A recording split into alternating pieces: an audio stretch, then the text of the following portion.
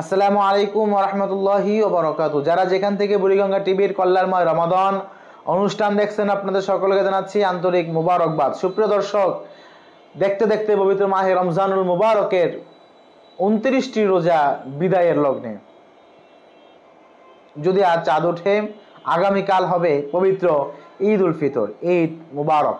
সুপ্রিয় দর্শক, রাসূল করিম সাল্লাল্লাহু আলাইহি সাল্লাম বলেছেন যে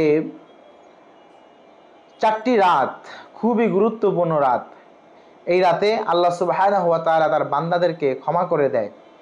4টি রাতের মধ্যে অন্যতম একটি রাত হচ্ছে ঈদ উল ফিতরের রাত।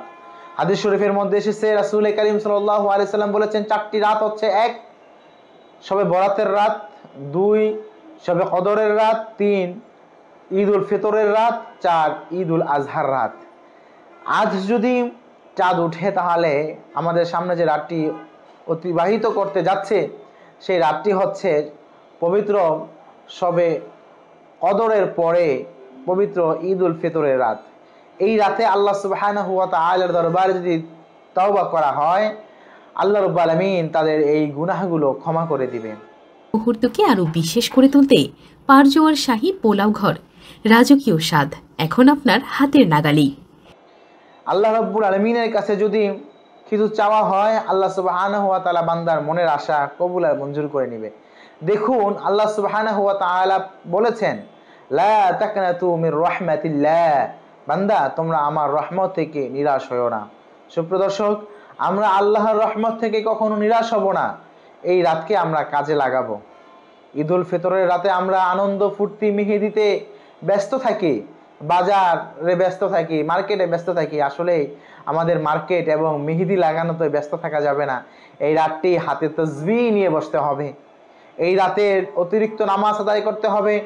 রমজানুল মুবারক মাস বিদায় হয়ে গেল। এই রমজানুল মুবারক মাসে কি আমরা গুনাহ ক্ষমা করাতে পেরেছি কিনা, আমরা রহমত পেয়েছি কিনা, নাজাতে আমরা মুক্তি পেয়েছি কিনা, আমাদের আল্লাহর কাছে তওবা করতে হবে, আল্লাহর কাছে চাইতে হবে।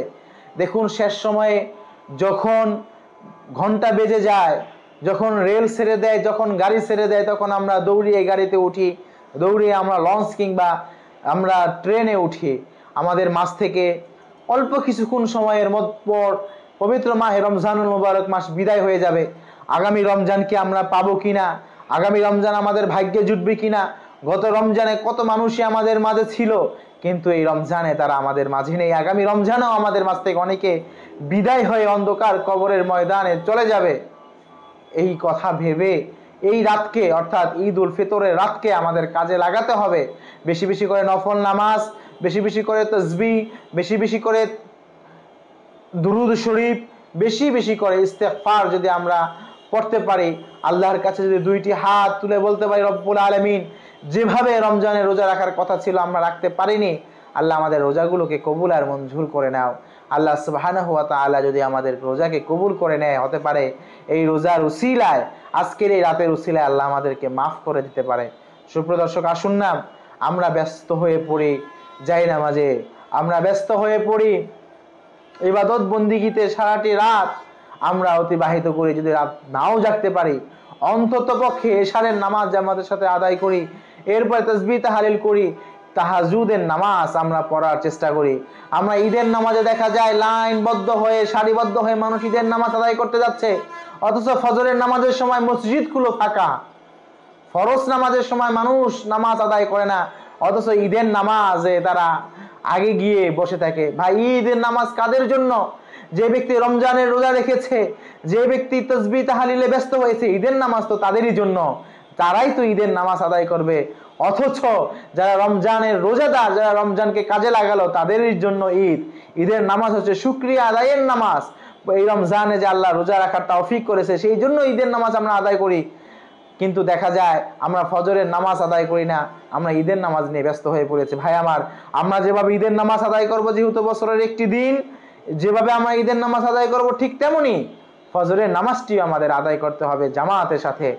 আর এই রাতকে যদি আমরা কাজে লাগাতে পারি তাহাজ্জুদ এবং ইবাদতের মাধ্যমে, আল্লাহ সুবহানাহু ওয়া তাআলা হতে পারে এই রাতের উসিলায় আমাদেরকে মাফ করে দিবে। সুপ্রিয় দর্শক, আজ এই পর্যন্ত। আগামীতে থাকবো অন্য কোনো বিষয় নিয়ে, অন্য কোনো অনুষ্ঠান নিয়ে। সেই সঙ্গে আমাদের সঙ্গে থাকবেন। বুড়িগঙ্গা টিভির অনুষ্ঠানটি আপনাদের সকলের কেমন লেগেছে আমাদের অবশ্যই কমেন্ট করে জানাতে ভুলবেন না।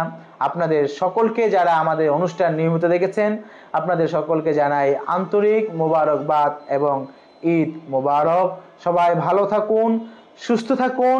আগামী বছর যেন আল্লাহ আমাদের সবাইকে বাঁচিয়ে রাখে, আল্লাহ রাব্বুল আলামিনের কাছে সেই আশা ব্যক্ত রেখে আপনাদের সকলের কাছে দোয়া চেয়ে আমরা আমাদের এখান থেকে বিদায় হচ্ছি। আসসালামু আলাইকুম ওয়া রাহমাতুল্লাহি ওয়া বারাকাতুহু।